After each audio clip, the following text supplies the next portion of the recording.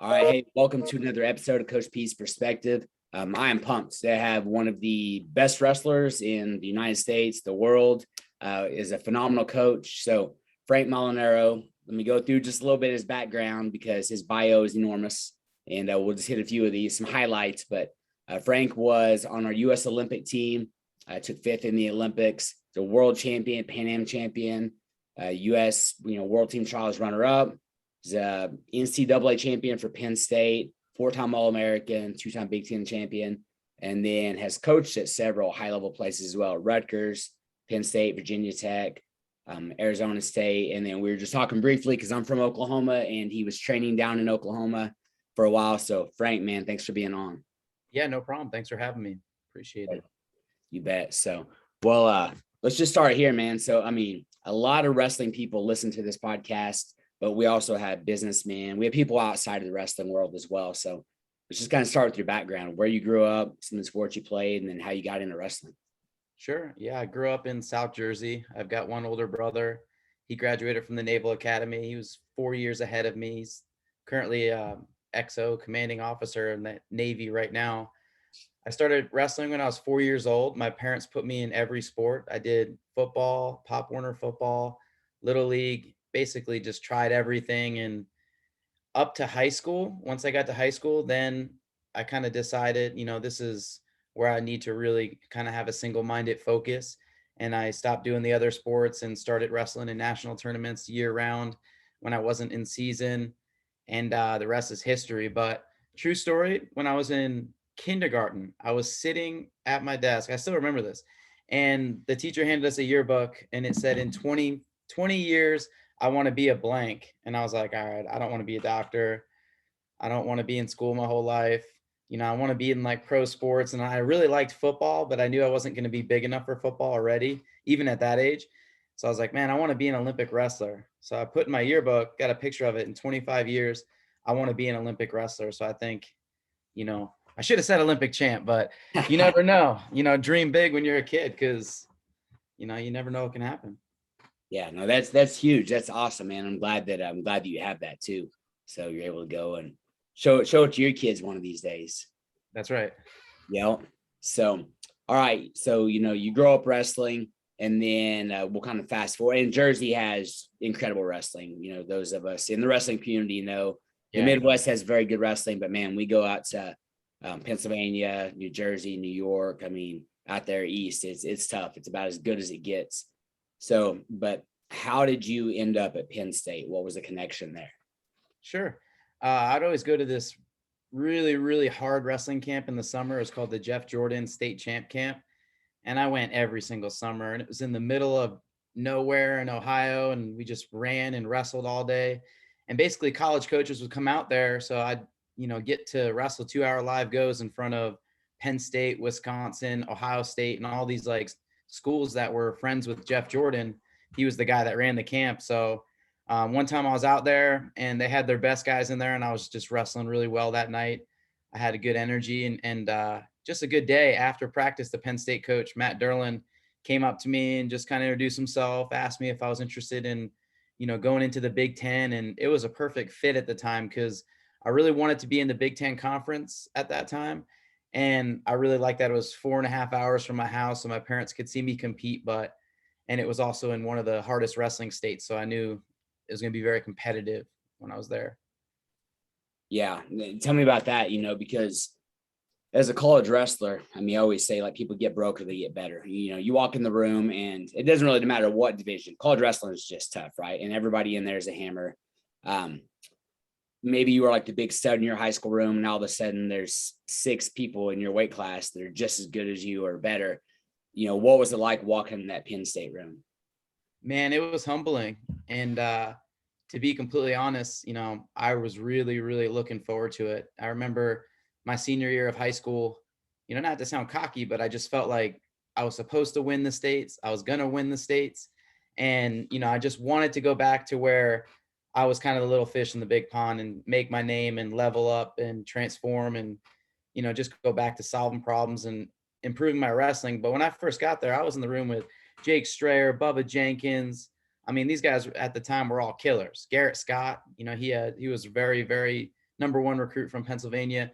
And I remember the first like 2 weeks, I couldn't even finish a takedown. I was like, man, I don't know why I ever thought I was good at wrestling in the first place, but it was fun. And I just remember leveling up, and there was this one practice. It was like a 30-minute go, and this guy was killing me. And then he just got so tired, and I just started going off and got like 4 or 5 takedowns in a row, broke them. And, I just love the feeling of that. It was good. Yeah. Gave me confidence after getting beat for 3 months straight. Yeah. I think, when somebody goes from middle school to high school, there's that transition. And then from high school to college, it's even more drastic. But there's that kind of point where people realize, like, dang, okay, I can do this. Right. I think this is something I could do. So now Penn State has just been rolling, right? Kel's got it just absolutely going. It's incredible. And you're at Arizona State now, and we'll talk about that later. You guys are moving in that direction, but what were some of the things? And it's crazy too, because we have a friend, we're talking about him, John. I was talking to him about it. You've literally been in the room as an athlete and as a coach with some of the best coaches and wrestlers in the nation. So you got to see a little bit of all of it. But what were some of the things that you guys did at Penn State that just separated you, that allowed? And let me back up and say this: all the top schools are getting the best recruits. Somehow right. Penn State continues to produce really well and really high levels with those guys, and it seems to exceed a lot of other schools. What were some of the things that you guys did at Penn State? I think some of the things that stood out to me, being an athlete there and then being a coach there. So you get to see it from both sides. You operate as an athlete, then you operate behind the closed doors. And the #1 thing is the organization. I think everything was carefully planned, and everything had a purpose, for what they were doing. The warm up, they trained in a specific order, and, everything was about peak performance at the end of the year. So, if you know the ending before the beginning, then you start there and you work backwards. So there was a lot of that.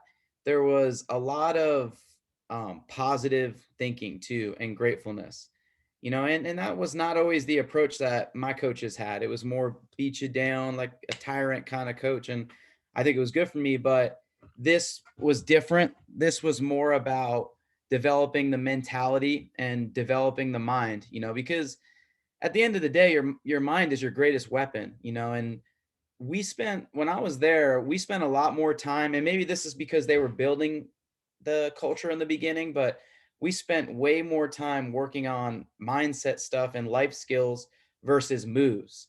It's like, if I can motivate this kid and I can teach this kid to love to learn and be enthusiastic about learning, and I can teach him that wrestling's a craft, and teach him that he's lucky he gets to do this, and teach a kid how to make gratitude a habit and how to, control his thoughts and filter his thoughts, he'll figure out the wrestling moves on his own, but that's where they spent a lot of time, was helping kids have the right perspective all the time.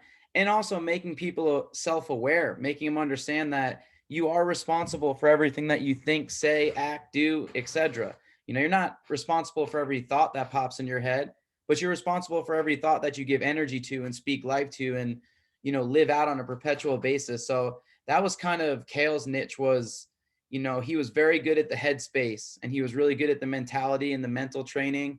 And I think his staff and all the people that he had with him as well were very good at the planning process and making sure that everything had a specific purpose with intention, and then always improving. That's one thing that we always do at Arizona State. We're just in a perpetual state of improvement. We're never good enough. We're always innovating. And I think that's what kind of keeps the hunger to go to practice. That's what kind of wakes you up out of bed to be the best in the world, because there could be 1 or 2 more things that you learn that put you over the edge. Maybe you never know. So we tried, that's kind of the main things, was the intention and planning, the mentality training. And it was good. It has transformed wrestling in a really good way. So I grew up in Oklahoma. I grew up in the John Smith era, went to John Smith wrestling camps from the time I was 5 years old till I graduated. I shot nothing but low levels and high C's, right? There you go. Yeah. So I got into college.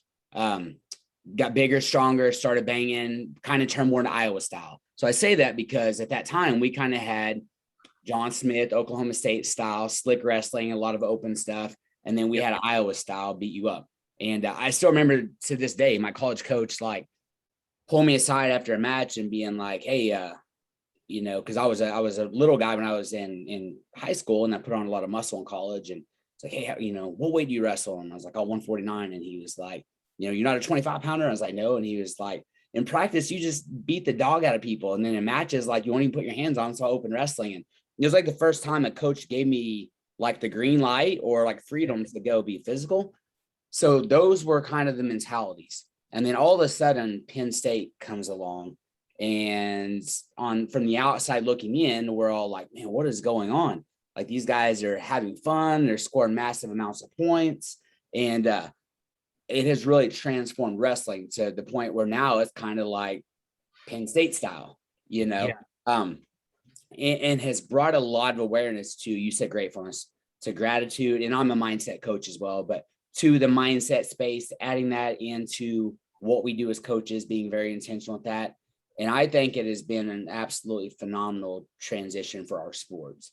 Now, in saying that, I'll tell you what, I've told a few people this story. So I'm at the US Nationals, and one of my buddies was coaching, and I got to come sit, we're in Lincoln, and I got to come sit right down in front of the stage, and you were wrestling Zane. And so I walked down there. I'm like, all right, man, these two dudes I love to watch wrestle, they're about to bang. And I'm like right beside the mat, essentially. And it was like you could hear the hand fighting, like every single smack. It was excessively physical. I love it. But I'm like, it's funny because we think like, oh, Penn State guys are just slick and scoring all these points and pinning everybody. I'm like, no. They're still like Iowa style, beat the dog out of you while they're scoring a lot of points. That's good. Yeah. So it was fun for me, but as a coach, I really like what happened. And then now we see across the nation, what I would say is a real positive movement in the sport of wrestling. Yeah, I agree. Yeah. A lot more people, Ohio launched that campaign, Positive Infinity. Yeah. That was all after, the whole gratefulness, score points, have fun movement.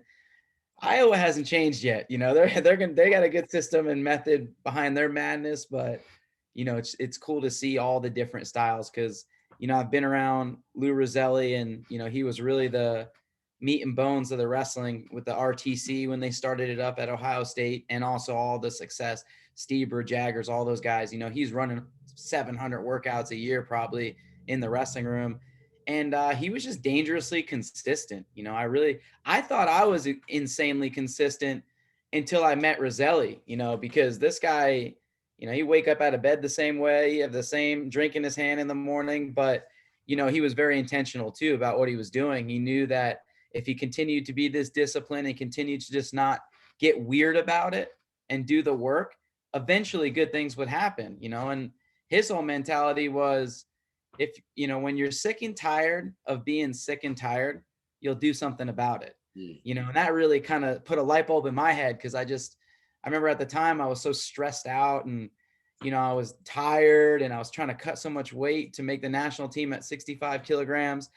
And one day he's like, listen, when you're sick and tired of being sick and tired, you'll do something about it. And I took that advice to heart, and I did something about it, and I stopped being so tired and figured it out. But sometimes you need a coach like that. You mentioned your high school coach. When I was in high school, I was like just coming out of my freshman year. I was not great, but I thought I'd be like top 3 my sophomore year. That was my goal. And he goes, what kind of crappy goal is that? Top 3. He goes, if you're not training to be first, he's like, I don't know what the hell you're doing in this program. And I was like, man, I like that, because it just gave me confidence. Like, he thinks I can get first. Hell, that's all I need. He believes in me. It was enough power that I just took it and it exploded, and I ran with it. But, and then I've had other coaches like Eric Guerrero. I spent a good bit of time with him, and he's more of your cerebral, kind of creative, open-minded coach. He likes to kind of test things and really craft a lot. We did a lot of sparring and a lot of positional wrestling, and his mindset was unique as well. He focused more on the tactical side. And Mark Perry's a great coach. He's probably the best coach in the United States that trains the tactics. Because I don't even think some schools train tactics. You say tactics. What's that? We train, I won't say exactly how much, but we train a certain percentage all year round of tactics, shooting off the whistle, end of the periods, just what happens in between the wrestling moves, the wrestling in between the wrestling. When you start to get to that place and that visualization and figuring out that stuff, it's like now you're just completely in the zone and in the wrestling and in the match. And there's just so many different kind of approaches. And then obviously Zeke Jones, when it comes to his wrestling, it's like he's the guy that created the RTC model. He created the entire RTC model because he was the national team coach and he was having trouble getting all over the country and getting everyone to come to Colorado Springs for 6.5 weeks. That's not enough time to train. It's like what the Russians have all different republics. So then he creates RTCs, but he's a mastermind when it comes to the details. We've only had 2 wrestlers in the history that got voted the most technical wrestler in the world, and he's one of them, and when it comes to the wrestling moves, he's an encyclopedia. When it comes to the science, he can tell you exactly what percentage you're going to have diminishing returns on your weight cut if you don't reach this percentage hydrated at this point in time. He can tell you every single detail, and our team philosophy is simple and easy to remember and effective. Attitude plus technique equals scoring. We talk about it all the time. It sounds overly simple, but it's more complex, but my kid's got it hanging in his room. We scored the number 1 and number 2 points at the NCAA tournament. McGee, 133-pounder. He wrestled like 8 or 9 matches, something crazy, all the way to 4th place, had a bunch of major decisions. He scored the number 1 points in the country. And number 2 was Ja'Cory Teamer. He wrestled all the way back to 4th place. And that's Zeke's philosophy. He doesn't get weird about it. He doesn't get reactive. He's really good at the energy management part of it.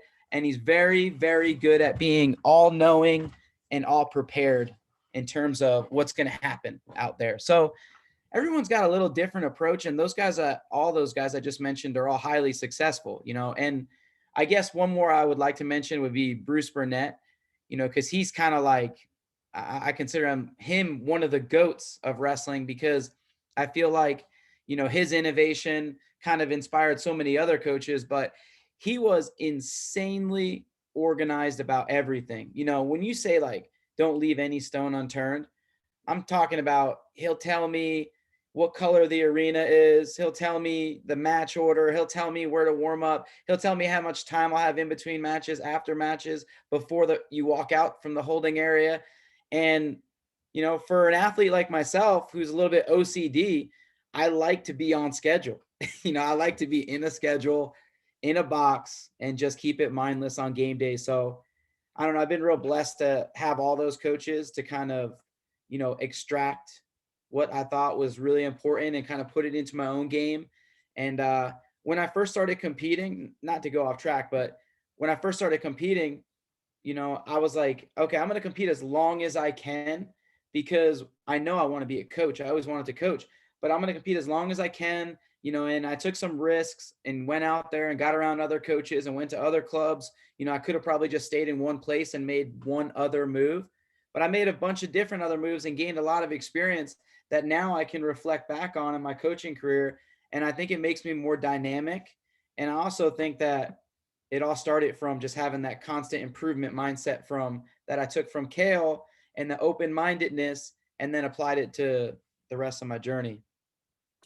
Yeah. I mean, having the variety of coaches, having, a variety of perspectives, right? The name of this show is Coach P's Perspective. And because I want to go in and get other people's perspective to be able to add to mine. That's right. Be able to open those doors. We only know what we know. We don't know what we don't know, those type of things. I want to go back real quick because I don't want to skip over it when you're talking about tactics. I absolutely love that. Andy Andrews, one of my favorite authors ever. And Andy Andrews has worked with Alabama football team for years. He's worked with the Pentagon, just a wide variety of people. But he's I think the first person I heard really talk about that. He said, and he used football as his example. He said, everybody at the high level, they're all running certain offenses. They're all giving a motivational speech before the game, halftime. They're all practicing fairly similar. And he was like, it's what happens in between the plays, right? So you got an 8-second play, and then you're going to have a little bit of time, then another 8-second play, then a little bit of time. What are you doing in between? So it's those tactics, those things, like you said, that people don't really think about that can change the game. And whenever everyone's kind of competing on the same level, those little details make a huge difference. So I'm glad you brought that up. Yeah. And there's a lot of mental warfare in there too with the tactics.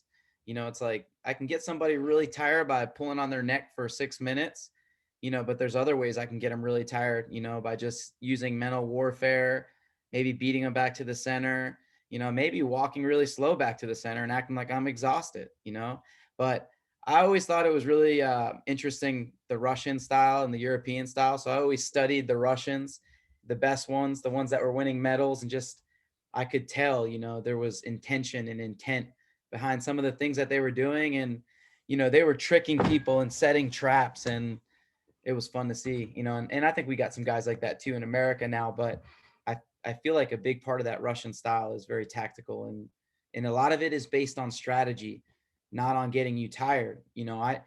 My style is not to get you tired. My style, is probably more cerebral. I just want to stay in really good position. I'm always calculating when I'm going to attack and that kind of stuff. And, focusing on all defense and waiting for them to kind of make a mistake. My offense is usually a byproduct of being on defense.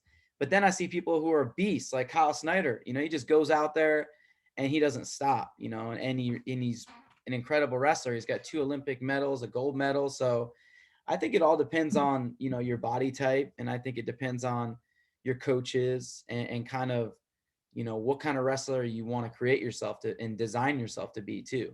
Mm-hmm. Yep, absolutely. All right. So you were talking about a number of great coaches that you've been in contact with and got to learn from. So you as a coach, and I think this is really cool. I know my college coach said one time, he said, I wish that every athlete could take a year off and coach and then come back and wrestle, because they would be a better wrestler. That would make them better. Yeah. So whenever you are at the Olympic level, right, and you're wrestling internationally and you're getting to coach and getting to wrestle, what kind of improvements did that make for you personally as a wrestler? Well, I know that when I made the Olympic team, I was on staff at Penn State. I was like training at Madison Square Garden in between sessions. And that was the best year I ever had in wrestling. Matter of fact, the best years I had in wrestling, I was also coaching, and so I probably wouldn't recommend that to anyone. Don't chase 2 rabbits, pick one, and then blah, blah. But it really just kind of made me more open-minded to other people, how other people were struggling with their problems and their circumstances, and to see how other people solve their problems. And then, just always solving other people's problems. You learn so much from people, not necessarily a specific wrestler, people in general, and when you're a coach, a huge part of being a coach is cultivating that relationship, right? Building their trust, learning their language, learning how to meet their emotional needs, learning how to make them feel good, and filling in the blanks and helping them connect the dots. So there's a lot of thinking that goes behind it and a lot of planning. And, when you're an athlete, sometimes you don't really have to do that. You show up and me and you, hey, do this, do that. You'll be great. Just buy in, blah, blah, blah. But as a coach, I think, you do a lot more thinking too. Yeah. So Tony Dungy is one of my favorite coaches ever. And he has a book called The Mentor Leader. And I know whenever I read that book, it gave me freedom as a coach. So a lot of people only coach how they were coached. Now that's good. And you take the great things you learn from other coaches and utilize that. But if people are trying to use a different personality than their own, right? Maybe you're not a yeller. Coach Dungy's not a yeller, but your high school football coach was a yeller. So you're always trying to yell as a coach. Well, you're imitating them. That's not your style. So you've had all these great coaches. Who are you as a coach? What kind of coach are you? I like to kind of lead by example, I guess, just being extremely consistent with my character and my convictions, and I always communicate to the kids, the things that are most important to me: work, toughness, and gratitude, and I talk about it all the time because, that's kind of everything in my life filters around those things, and as a wrestler, I think it's really important, you have to do the work, hard work works. It's corny, but it's true. And I think people try to get too cute about it, but you have to be dangerously consistent in order to be the best. And one mantra that I would always tell myself in college, and kind of became the theme of our team for a couple of years when I was at Penn State, and they still say it there. And it's gotta want it every day, because when I lost the nationals my junior year, I was in a state of panic every single day because I had one more season to win the nationals, and I was 8-5 second. And my junior year, I got humiliated, terrible, embarrassing match. I just underperformed. I was overthinking. A lot of things went wrong. So the next year, my philosophy was you got to want it every day. It's like there's a million reasons why it might not happen my senior year. I could get hurt, I could get injured, but that was not what I focused on. I just kept telling myself over and over, you got to want it every day. And then my friends would even tell me I'd get a little soft in the sprints, and they'd be like, you got to want it. I would just go hard, and I was at nationals, and Sky took me down off the whistle and cement jobbed me. And I had not given up a point in a month of wrestling. I was like OW at Big Tens. I was just riding off into the sweet abyss for this title. And this guy came out, and he was a savage, from Oregon State, poked me in the eye, took me down, like reversed me from bottom and almost pinned me. And I remember going out of bounds, and I just felt like the whole tournament was swirling around me and it was slipping away. And then in that exact moment, like I was panicked. So I didn't know what to do. And it's just, you got to want it. And I just snapped right back into it and just smashed them the rest of the match.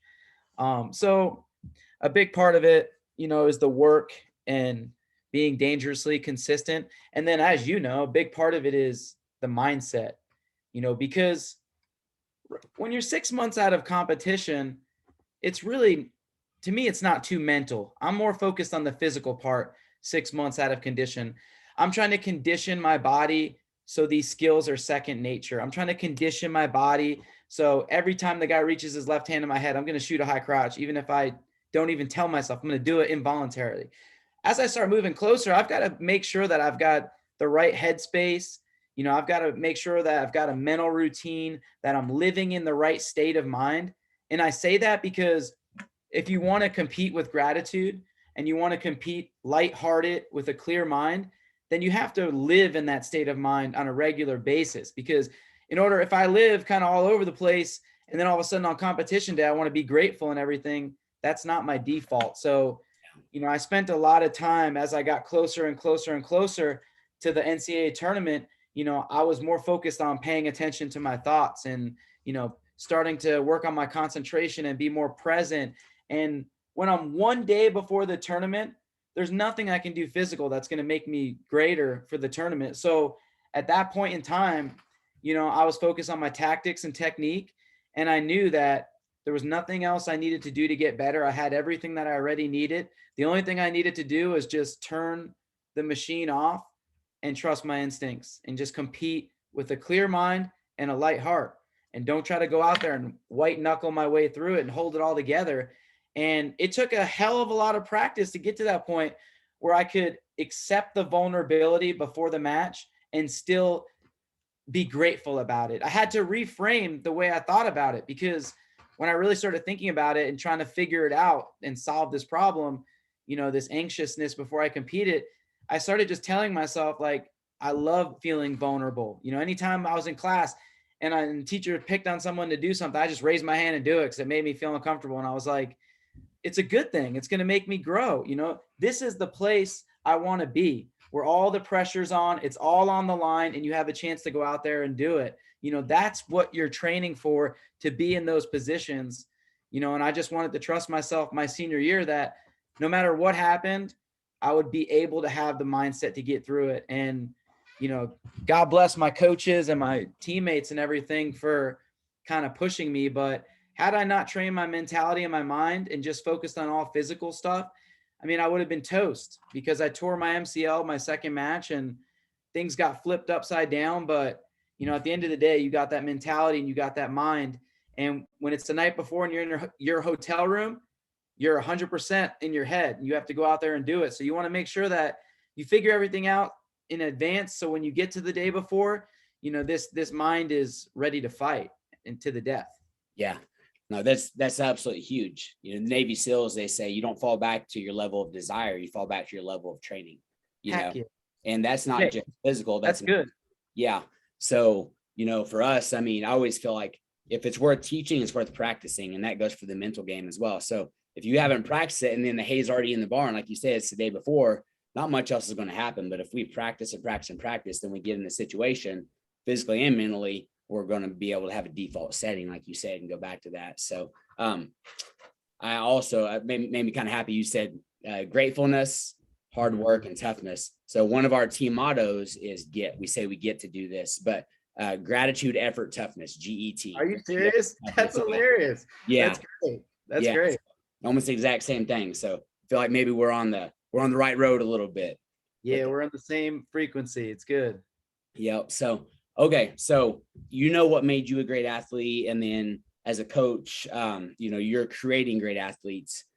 In your minds, like, what are some of the things that, if there's a wrestler listening to this right now or another coach listening to this, what are a few of the things? I know a lot goes into this, and you've already said a bunch of them. Man, the stuff you're giving us is phenomenal. I'm going to go back and listen to it. No problem. I love this. But what are some of the things that athletes or people should be doing to become their best on a daily basis, right? And I wrote it down, being dangerously consistent. What are some of the things they should be doing?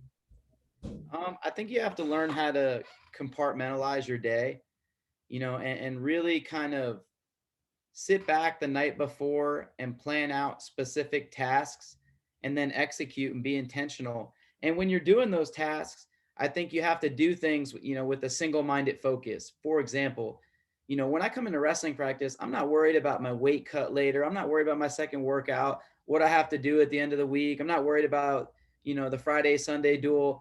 I'm just completely present, in the present moment, looking at coach, looking at his mouth when he's talking, just passionate, engaged, and I think you really have to have great focus, because those are some things that you can control. You can control what you focus on. And a lot of people focus on what they don't want to happen. We talk about this all the time with our guys, and I'll say it until they're sick of hearing it. Don't focus on what you don't want to happen. Focus on what you want to happen. Maybe a better way of saying it would be, do you use your imagination to make your life greater, or do you use your imagination to make your life worse and bring fear into it and worry? So we talk about thought control, and there's some really good videos out there that I could, maybe send you after this, but that's one thing that kids can start by managing their minds. We talked about work, toughness, and gratefulness. Well, let's talk about the toughness part of it. You have to learn how to manage your mind. You have to learn how to manage your thoughts. You have to learn how to manage your emotions. And the emotions aren't really that important, but the thoughts are important, because the thoughts that I think on a perpetual basis, they start to create ruts, and I've been in situations in my life where I've created brain ruts that just thoughts that are repeated over and over again. And whether I believed them or not, my mind believed them and programmed them and started to make them happen and bring them closer. And you're a magnet. So the thoughts the story that you're telling yourself every day, I would say just pay attention to it. Make it a great story. And even if you have to fake it until you make it a story that is so great that if it actually happens, it would be worth living, versus kind of living in the past or, living in the what ifs. I was a what if person for a long time. So another piece of advice is, if somebody is a what if person, then just flip the script. When you catch yourself thinking negative what ifs, worst case scenarios, don't put energy to those. Flip the script and say, well, what if I do win the nationals? What would I feel like at the end on St. Patrick's Day if I walked out of the tournament with a national championship, trophy in my hand? What would it do to my life? What would my coaching career look like? How could I be a better, athlete at the end of this journey? Blah, blah, blah. And then all of a sudden, I forget about that stinking thinking and I'm on the right track, but the point of it all is you have to control your thoughts. And I tell my guys, I pick 3 things to filter my thoughts through: God, family, and gold. And it's not gold medals. The medals don't mean crap. It's a gold standard that I do everything with, just that passion, enthusiasm. But I have these 3 filters, so when I catch myself ruminating on things that don't matter, because again, we have to pay attention to what we pay attention to. So I catch myself ruminating about blah, blah, blah. Well, it doesn't filter through one of those three things. So I don't spend time setting my hooks and putting energy into things that don't go through those filters. So you got to have good filters. You got to control your thoughts. Me and you talked about this before. You have to make gratitude a habit. I think if I can say the single-handed greatest thing that we did as a team last year at Arizona State was we made gratitude a habit. And when we were walking away with a trophy at the tournament and, crap hit the fan, session 3B, we lose every match we were supposed to lose. We were supposed to have 3 All-Americans and like a finalist after that round or a semifinalist. And he was winning 5-0 and tore his hamstring, but everybody was devastated. We thought we just blew the tournament away. No one had anything to say. We're like, let's wait 2 hours, process it. We'll come back. We'll get here 30 minutes extra before the tournament starts, before we warm up, and we're going to figure this shit out and see what we're going to do. And we were all like, nobody even talked to each other. Everyone went off and did their own thing. And we came back there. We talked about gratitude every day. Zeke talked about it. Lee talked about it. I talked about it. All the kids on our team talked about it. And we were like, you know what? This is crappy and it was painful, but now we have a tremendous opportunity in front of us to come back and show these people that ASU is not no party school. We're tougher than hell. We're grateful that we have this opportunity to show people how tough we are, that, oh, you think we're quitters and we're not going to go to the wrestlebacks? We're grateful we have this opportunity because now we can not only show you that we can wrestle back, we can beat NC State and Michigan in the wrestlebacks. And it just was that perspective. Anything that you add gratitude to is going to make it exponentially easier. We say you can either focus on the good or the bad in any situation. You have the choice. And sometimes, I'm a little wimp and I focus on the bad in the situation, but I always know that the remedy to my fear and the remedy to my failure and the remedy to my worry, it's always, gratefulness. I just add gratefulness to it. Like, okay, you're worried about winning an NCAA championship. How about the kid that's worried about getting a meal today? Like you get to wake up and chase championships, Frank. You get an opportunity to wrestle in front of 12,000 people in St. Louis on St. Patrick's Day. What are you afraid of? And it's that kind of thinking that set my wrestling apart and sets me apart as a father and a coach and a husband, is just continuously making sure that I make gratitude a habit, control my thoughts, and, can go on for days, but I would say visualization. We just had a mindset training with the team the other day. And the 3 things that we talked about that day, because we wanted to kind of hit the ground running. We spent a lot of time doing mental training at ASU, but it was visualization, like we talked about, using your imagination to make your life greater. We talked about positive self-talk. People need to be careful how they talk to themselves. And easy way that I remember it is say what you mean what you say, and watch what you say. Because heck, I could be thinking a thought, but once I speak that thought, I'm not good enough. I don't think I'm ready. Now I've just put energy to that thought. So people have to learn, how to talk to themselves better. And I'll even say this, sometimes I'm at the tournament and no matter how hard I try, I can't talk myself into it. I can't talk myself into feeling good about it. And when that happens, that's where I just say, screw it. And I don't try to talk myself into it. I just try to be more mindless and more present and kind of disconnect from my thoughts. And I see these thoughts in my mind, but they're just passing through. I'm not connecting to them. I'm constantly redirecting back to the present moment and pulling myself into the present moment because, you don't have to believe your thoughts all the time too. When I'm getting bad feedback, when there's a bad feedback loop in my head before my match, I just recognize it. Okay, this happened to us multiple times. Instead of blowing the match and blowing the tournament, this isn't true. I don't got to believe this.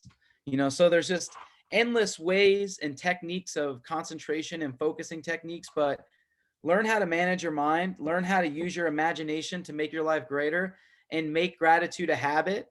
I think if you can do those 3 things effectively, you'll see tremendous gains and you'll level up in all areas of your life. All right, man, you're coaching us up, dude. I'm about to go work out after this. Sorry. For real. I get fired up about it. Yeah. It's helped me a lot in my wrestling, in my life. You know, everybody can work hard. Everybody in this country works hard, and everybody can work hard, but it's that mental side of it. You know, if you can conquer that and even just get close, reaching some form of mastery in your mind, I think it'll make a huge difference, you know, when you're out there wrestling and you're under that pressure and you're in those situations, you know, you'll have a strong, you know, fortress in your head. Yeah. All right. Move on to the next thing. And everybody listen, please go back and take notes. I'm going to, so don't leave the best ideas just to your brain, because they'll run right through there. So go back and write it down. So, all right. What are your nickname, the Gorilla Hulk? I mean, you're a muscled up monster, right? So what are some of your daily success habits, non-negotiables? And these could be physically, mentally, spiritually. You know, you wake up in the morning and you do X, Y, Z. What are the things that you do on a daily basis? I have a 30-minute routine from the second I get out of bed, wake up, go downstairs, make coffee, come back upstairs, go in the shower, pray in the shower, get out of the shower. And then I do the hardest possible thing right away. So even before I go to our workouts at ASU, I go to Lifetime Fitness, you know, sometimes 5 in the morning, 6 in the morning, depending on what we have. And I just go ham. You know, I want to do the hardest possible thing right in the beginning of the day. And I try to really front load all of my highest productivity from, you know, the second I wake up till about like 6 p.m. I'm in my highest productivity, you know, and somewhere in the middle there, I take a little rest, you know, because I try to do a great effort, rest, and then a great effort, and then a rest, and then repeat. I think nutrition's a big one. I really cut corners for a long time with my nutrition. You know, I let my diet yo-yo. I did extreme weight cuts. I didn't really value kind of making good health habits. And some of my health habits now, I drink a gallon plus of water every single day. I make all of my guys carry around a gallon. You know, I put 2 scoops of amino acids in there, you know, third party tested, approved, that kind of stuff, blah, blah. A lemon and a lime. I drink that every single day. I like doing intermittent fasting. So usually like 6 days a week, I'll do like a 15 to 18-hour fast. What else? You know, I do take healthy supplements and that kind of stuff. Sleep's a big thing. There's not many things that you can do for recovery besides sleep, quality sleep. You know, so I've got different kind of sleep patterns and sleeping techniques to kind of give myself better rest, and kind of things I do before bed to get myself ready to get good rest. But rest is key too. I mean, hydration, rest, and nutrition, what you're fueling your body, you know, you really want to put the most nutrient dense, highest quality calories when you're in the heart of your training. Another thing, when I wanted to get to the next level, I started training twice a day, sometimes even 3 times a day. That's probably not smart, but the point is, you know, if you really want to get shit done, then it's going to take at least 11 workouts a week. I tell my guys when they come in there, I was talking to this freshman the other day, and he's worked out all summer and he's made tremendous progress because he's dangerously consistent. He's very enthusiastic about learning and open-minded, and he's soaking all of these new people around him and in this new environment around him. And he gives great effort in everything that he does. And I said, well, you've had about 30 workouts and you're training 11 times a week right now in the summer. I said, if you continue to train 11 times a week for the entire year, you're going to probably have about 560 to 650 workouts completed. And if you bring this kind of intensity and this kind of focus and this kind of enthusiasm for learning, where the hell are you going to be after 650 workouts? You know, and if you do that for another 650 and another 650, and all of a sudden you're wrestling for 10 years and you're on the senior circuit and you're 27 years old, it might actually happen for you. You might, you know, for some of us, they're ready to run through the door right now. You know, they're 20 years old. They've been putting in the work since they were like 4 years old. But I think that you can't get weird about the training. You know, you have to be consistent. It's boring, you know, but I really believe that in order to be the best, you have to just continuously keep that routine. But routine's big. I try to tell the kids all the time, some of them don't like routines, but the problem is it's very easy when I get off my routine to get distracted or get bored or kind of lose sight of my goal for a minute. But, when you want to be the best too, let's say you have a goal next year and your goal is to be the state champ in Kansas. You have to keep that goal so tight to your chest. I wake up with that goal. I go to bed with that goal. Some people might say this is obsessive, but I love it. I love to do it. No one's forcing me to do it, right? I want to do it. I gotta want it every day. I want it every single day, but people will try to steal this goal from you. People will try to fight this goal away from you. You just have to keep it dangerously close all the time and keep it at the forefront of your mind day in and day out. And I think that eventually, like some of these goals I had for myself, I'd like to just train my mind to be still. I think this is important for people, because what it's done for me is, I like to process a lot of things all the time. And sometimes I can overdo it and overthink, or you add anxiousness and worry and future-based problems. And all of a sudden, you're ruminating all day in your head. So when I learned how to meditate, when I learned how to make my mind still, I apply that to the same scenario. When I'm in the worst case scenario, I can just bring my mind back to stillness and create space and give my mind a place to rest. But I don't think I would be able to do that had I not done meditation for, 15 years. I was doing it every day when I was training. I'd work out twice a day, and like clockwork, right after I'd eat lunch, I'd be a little tired. I'd lay down and do my meditation, and I just kind of do like 20 minutes, and then I come back, productivity, get ready for that next workout, explode. And I think it really helped me manage my mind. So meditation's good. Drink a gallon of water, make good, healthy eating habits.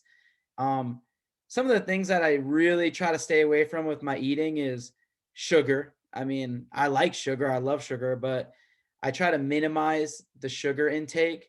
I try to really stick to high protein diet, high vegetable diet. I eat carbs, but I try to be more strategic about when I eat the carbs. I'll try to eat them in the beginning of the day, and I try to eat good carbs, plant-based carbs, black beans, or I really like berries, any kind of berries. Low sugar. I don't eat any bread.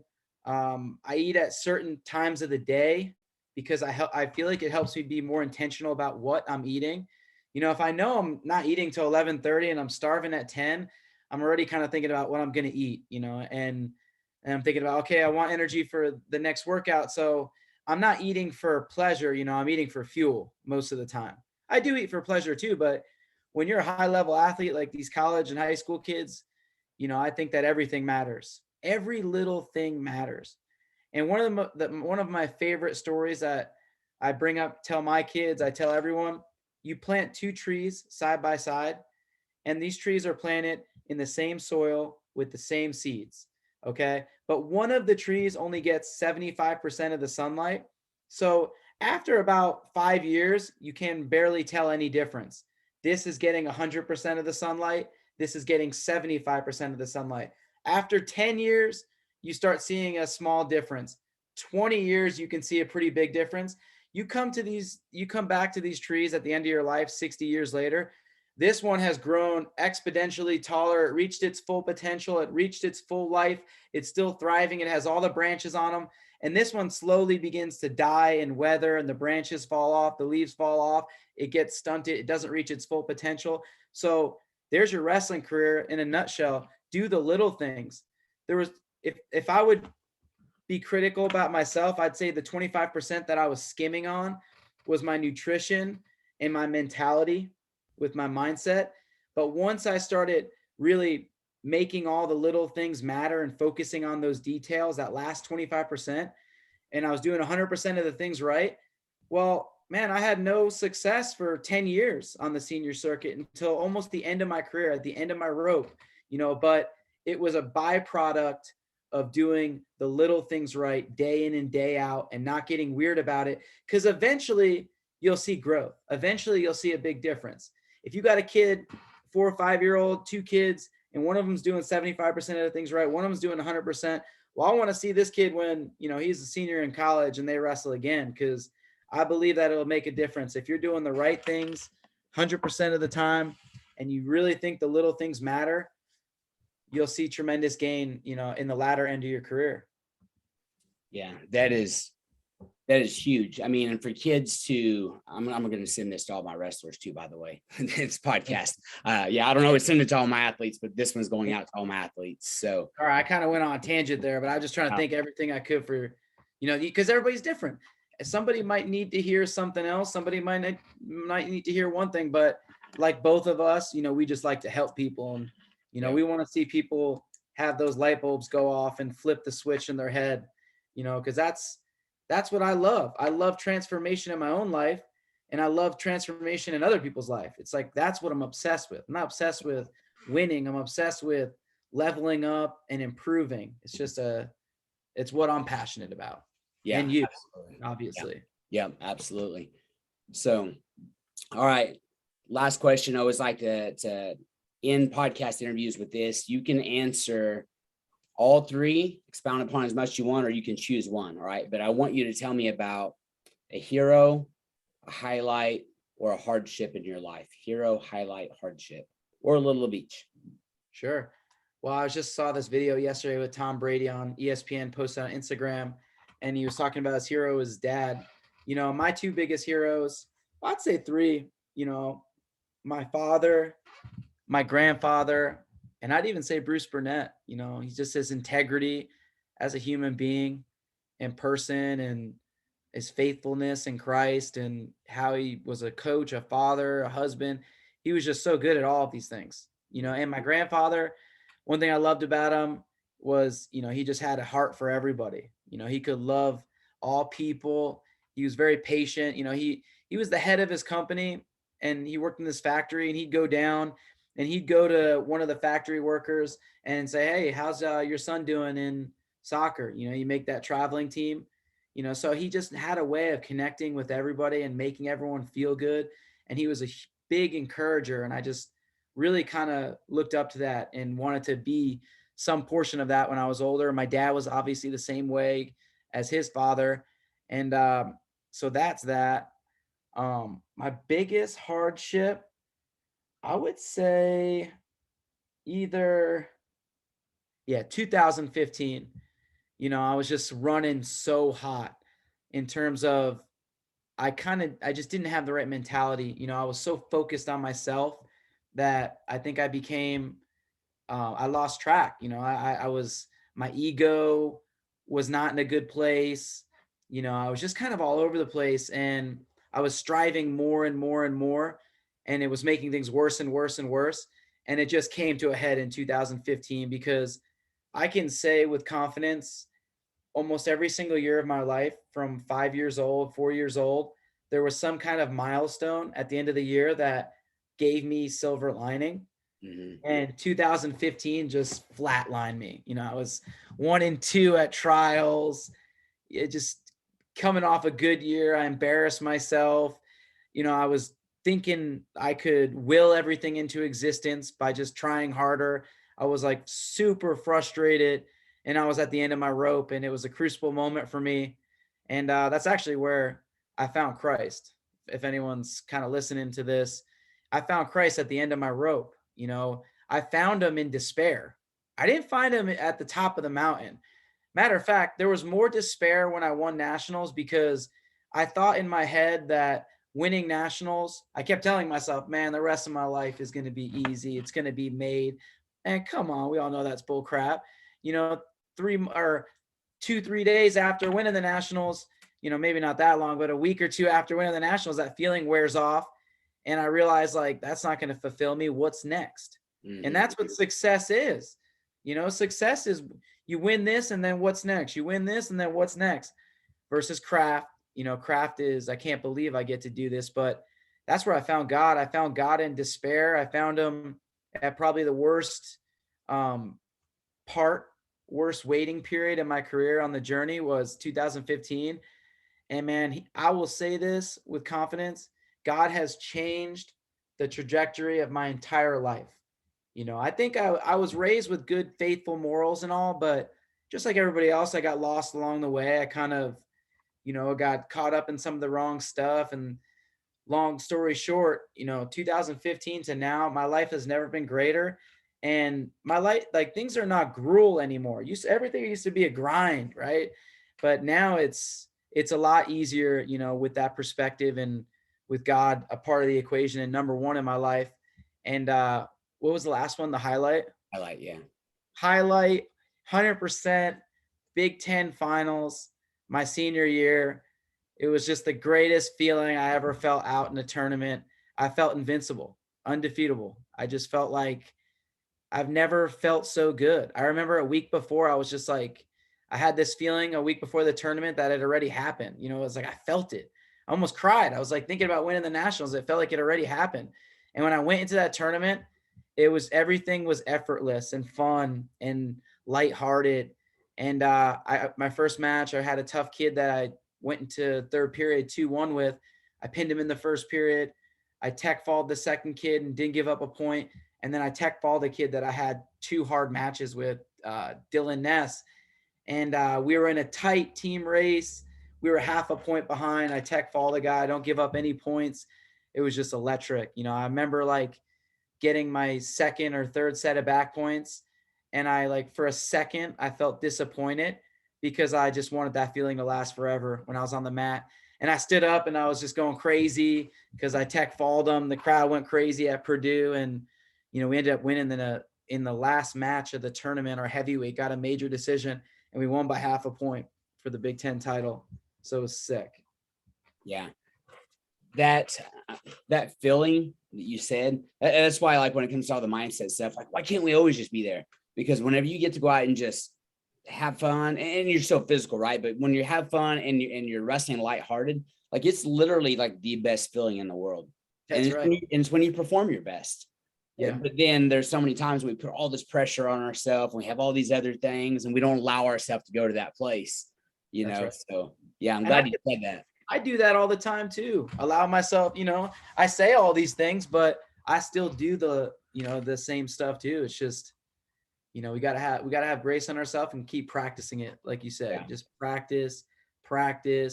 And when you're in practice, create those scenarios in your head. I play mental games with myself in practice. Like I feel myself waning at the end of the workout, and I just catch myself in that moment. And I'm like, well, can you last a little bit longer? And maybe that practice, I last a little bit longer. Maybe I do even worse, but it's just, that's what it's all about. When you get to that place of, when your mind wants to quit and everything feels like it's going 100 miles an hour and you just want to jump out of your skin and make it stop, you have to just last a little bit longer and last a little bit longer. And that's what I love to do the hardest. And I don't say this to be cocky. I think it's just kind of in my nature. It's innate, but I just like to do the hardest possible thing all the time. I want to feel the pain. I don't want to go into my workout and kind of go lukewarm and go through it and feel nothing. For me, that would not be fun, but that wasn't always the case. I had to really work hard at it. And I had some coaches that pushed me to the brink of my insanity. But, when you begin to desensitize pain and change the way you look at pain, or even better yet, when you renounce pain as the number one thing, a part of your decisions, then you're limitless. You're limitless. I remember I saw this pastor, Pete Wilson, and he said that. He's like, renounce comfort as the number one priority in your life for 1 year. Suspend comfort as the number one priority in your life for 1 year and see what happens. By the end of that year, I literally had desensitized pain, that lizard brain that I used to have that was super highly active all the time, assessing risk and all that. It slowly was desensitized. And when I would get to those breaking points, it was more like a whisper versus a scream, and it just came from changing the way I looked at pain. And my mother-in-law told me one time, I like this. I was telling her something about how hard this was going to be for me. And she was like, man, pain is pain. And I'm like, what do you mean? And she's like, pain is pain.